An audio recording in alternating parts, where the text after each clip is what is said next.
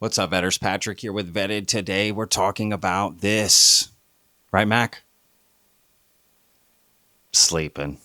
On Pierce Morgan, I said this thing, which is that New Mexico is the connector of the nuclear story, the Epstein story, and the UFO story.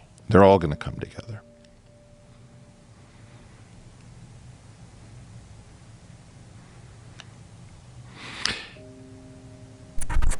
Well, and by the way, the UFO thing that's now blowing up,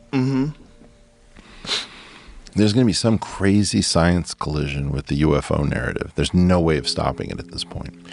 So you've turned a corner on this. Let's talk about that because I saw you on Jesse Michael's show, and you were talking about how just a few years ago you thought that the entire narrative was complete nonsense. Probably 5-6 years ago by now. And what changed?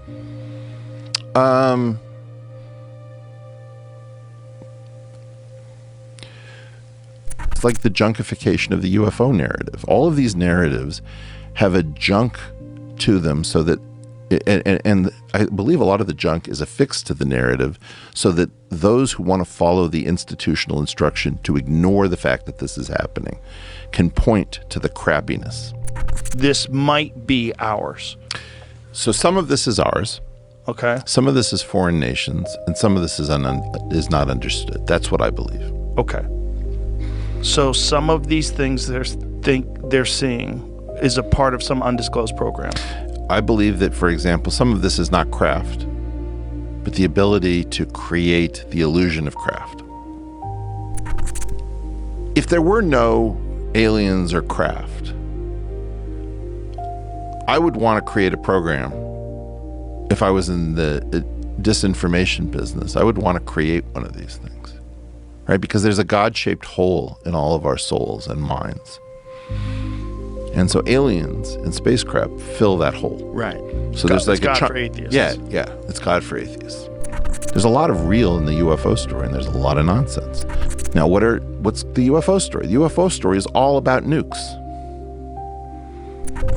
I can't come up with a single explanation that makes sense of what I now know. And also the fact that the government outreached to me and to Sam Harris and to Lex Friedman. And, there was this thing where these guys who checked out said there's going to be a massive disclosure and we need people to disseminate these things to the public, and you have a share of the public who listens to you. And we need to get you informed so that you can help mediate the disclosure. Like, I always wonder why they allow me to come on the JRE and say stuff. I know a lot of stuff that I don't know what it unlocks. There's for sure special access program or programs that have UFO on the side of them that may or may not have aliens or craft or non-human intelligence in them. It may be that it's decoys. It may be, I don't know what it is. There's no way to deny that there's like a giant lump under the carpet.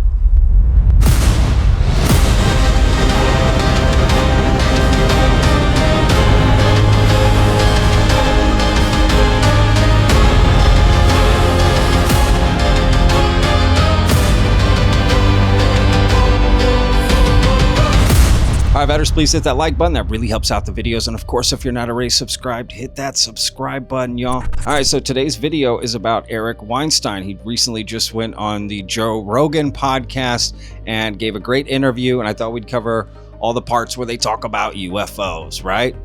Because there are some very interesting things that Eric Weinstein said, especially just the whole overall arc of Eric Weinstein, because he's gone from being very skeptical about all of this stuff to thinking there's something going on. He's not sure what it is, but something is going wrong, and he's made a turn, and they kind of get into that. Joe Rogan asked him, like, why the switch, right? What happened, right? So we've got some very interesting things to cover. Let's get started. Well, and by the way, the UFO thing that's now blowing up, there's going to be some crazy science collision with the UFO narrative. There's no way of stopping it at this point. So you've turned a corner on this. Let's talk about that because I saw you on Jesse Michael's show, and you were talking about how just a few years ago you thought that the entire narrative was complete nonsense. Probably 5-6 years ago by now. And what changed?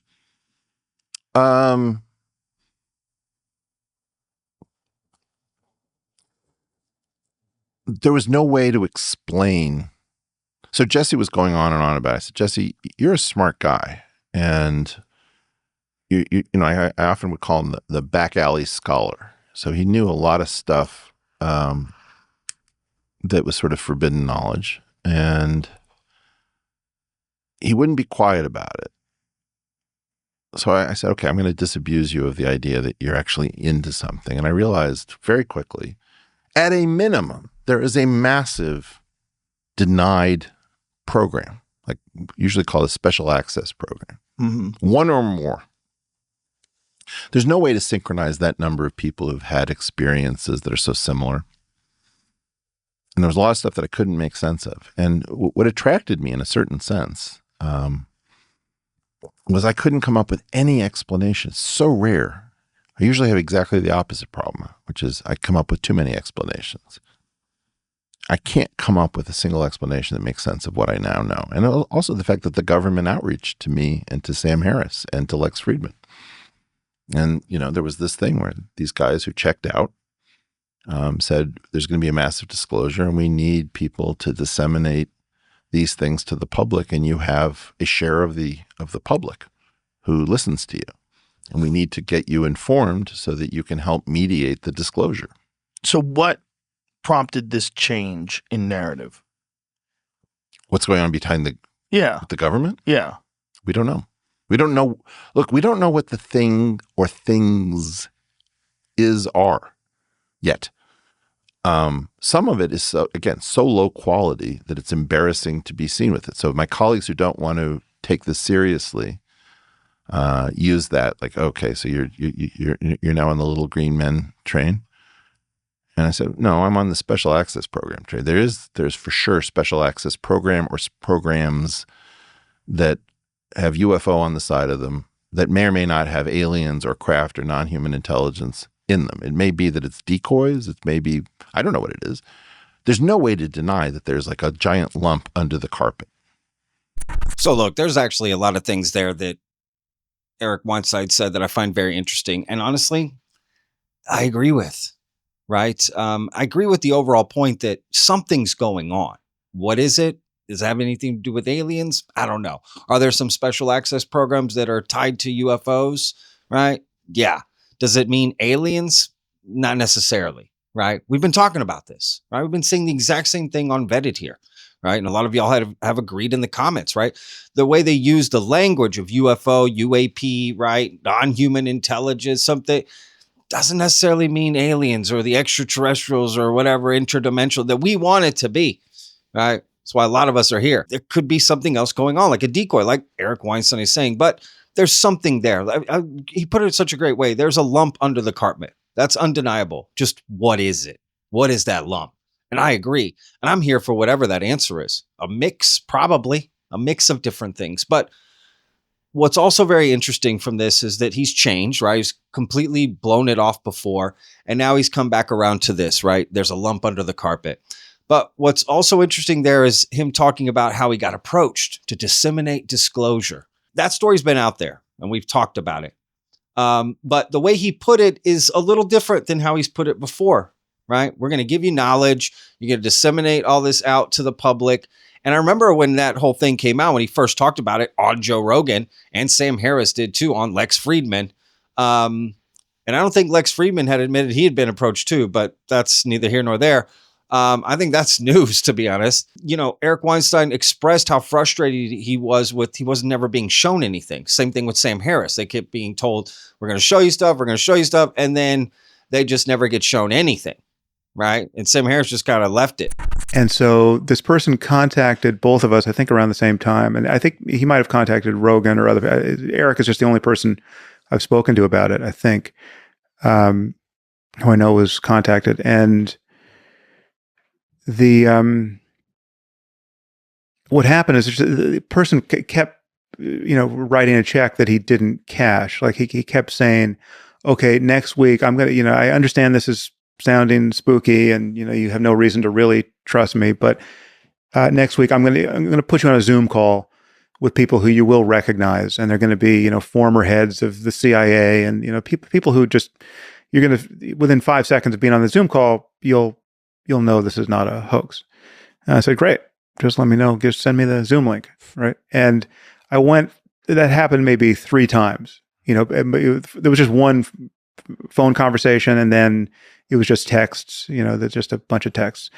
And I think Eric spent more time with this person, and I haven't spoken to him about it. I know he spoke about it publicly, but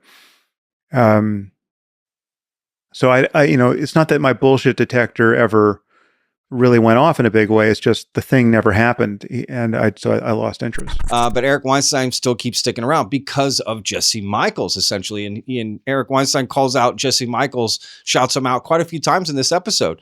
But I just think that's so interesting, right? That there are these people behind the scenes. They're reaching out to get, want to control the narrative of disclosure. Literally, that's what's happening. And Eric Weinstein is even admitting doesn't know what this is. Is it aliens or whatever? But we can verify that there are people behind the scenes trying to control this narrative. Gatekeepers, talking about other gatekeepers. It's just so weird. So they're going to give them information to put out to us to make it easier, right? And even Eric Weinstein saying, I don't even know what this is. It may not even be aliens, right? That's what's happening in a nutshell. That clip explains kind of everything that's happening in the UFO community when it comes to government disclosure, U.S. government disclosure. I find that so interesting. I got to admit, my mind is racing with all of that. And what prompted you to change your opinion and decide that there is some sort of a special access program? When I started coming in contact with totally sober people from reasonable walks of life who would say the craziest things to me, and a lot of them checked and they didn't yet know each other. Like what kind of crazy things? Let me take somebody who's public. Brandon Fugel, for example, was at a dinner where he started talking about being visited by a craft a few feet over his head that came over the mesa, and his head of security was catatonic, standing in the back of a pickup truck, unable to move. And it was just way too specific. And a shared experience that multiple people had had, right? And so, the joke, of course, is that the secrets of Skinwalker Ranch or whatever this, right. There's real stuff going on there, and there's nonsense BS that the History Channel has packaged to come up with a salacious series, and one is funding the other. So I don't know what that is, but some of these injuries are real. And, injuries. like Gary Nolan talking about people reporting, Gary Nolan told me the story that somebody had said that a ball of energy would come and enter the body and move around and then leave. And he said, the craziest thing is that when I inspected the tissue, there was a path of necrosis that can't be explained, like something that shows up on imaging. And Gary's a really smart, serious guy. I can check a lot of the things that he says scientifically. Why would he say something like that? I didn't see it myself, but Well, he's also done some very strange work on material science. Right. Where he's analyzed particles or little pieces of metal and alloys that have come from wreckages from the 1970s and 60s. Yeah, that I don't know the provenance. Like he'll carry around a little thing and he'll show it to me. He'll say, there's no combination of materials and alloys that this matches that we know how to produce. And I say, okay. It doesn't mean anything to me. Again, it's all, I have at this point, I have no primary contact with anything anomalous. I just have all sorts of secondary stuff. And by the way, the thing that you saw with the Jesse Michaels and American Alchemy, boy, did that get a response inside the government, that particular episode. How so? I had a lot of people who had stopped talking to me about UFOs who suddenly, I had 8 calls immediately after it aired. Hey, Eric, just thought I'd catch up with you. And I was like, oh, okay. There was a huge discussion inside. And the first, without getting into particulars, the first official outreach, really official outreach, the checks. in the wake of that episode. And I'm not under any NDAs. Nobody's told me anything that I can't discuss, but that may change.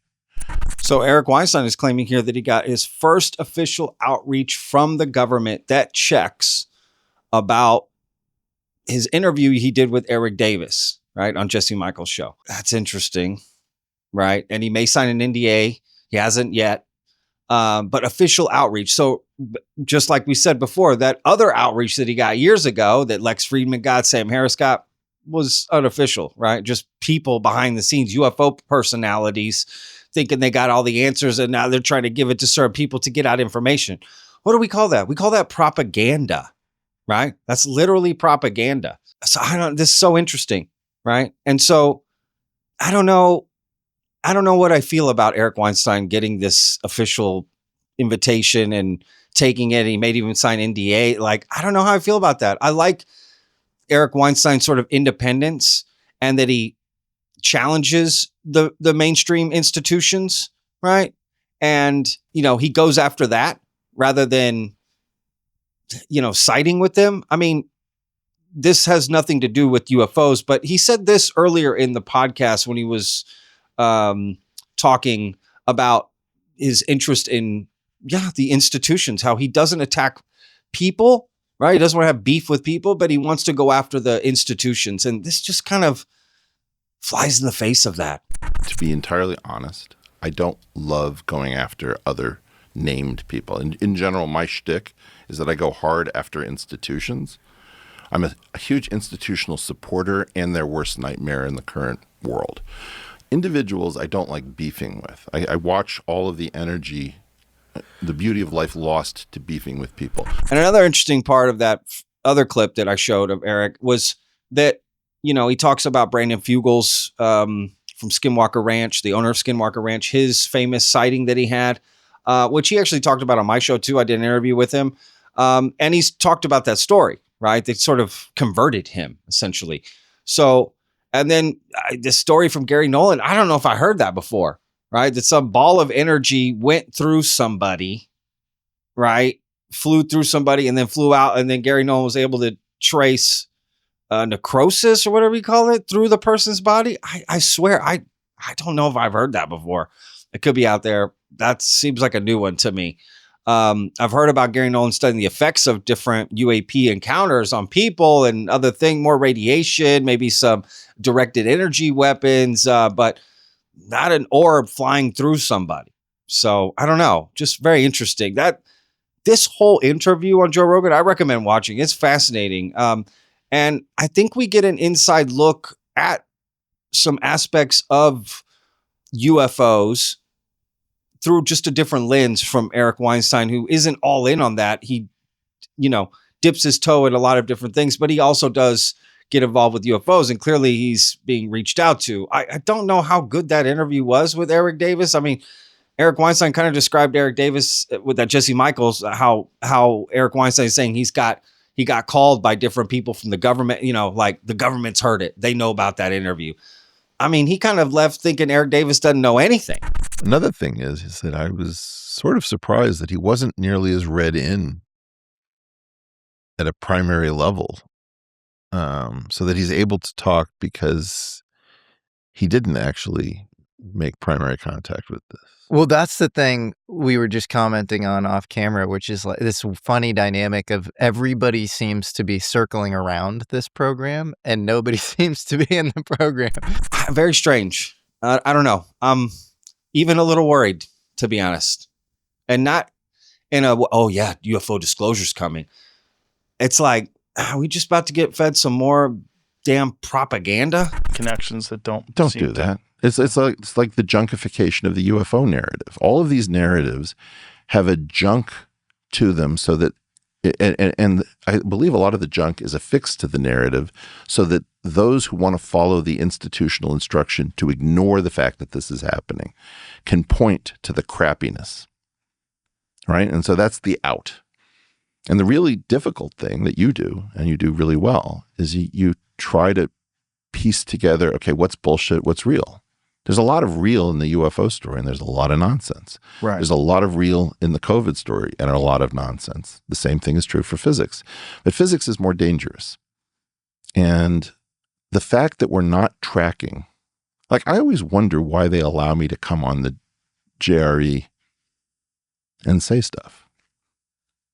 I know a lot of stuff that I don't know what it unlocks.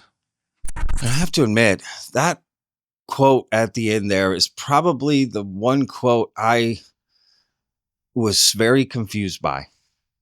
I've been thinking about that quote a lot as I got everything together, trying to make this video. I just don't know what to think about that, because there's a part of me that thinks you slipped up. Like, is Eric an asset or something? Like, I'm not accusing him. I'm just saying it sounded weird. Like, how do they let me come on here and talk? What do you mean? Who let you? What are you talking about? Who controls you? What do you mean? What are you saying? Right? They're going to stop you from going on Joe Rogan? I don't know. And I'm sure if he got a chance to explain it further, which he doesn't really get into it after that, but if he was asked about that, I'm sure he would explain it in a better way. I'm just saying that was very confusing to me. Let me know what you think down in the comments, how you heard that, how you read that, right? I'm just curious. But, I do like that Eric is still sticking with, there's a lot of bullshit in the UFO community, but there may be something. Again, maybe it's not aliens. Don't really know, but doesn't necessarily mean it's all bullshit. On Piers Morgan, I said this thing, which is that New Mexico is the connector of the nuclear story, the Epstein story, and the UFO story. They're all going to come together.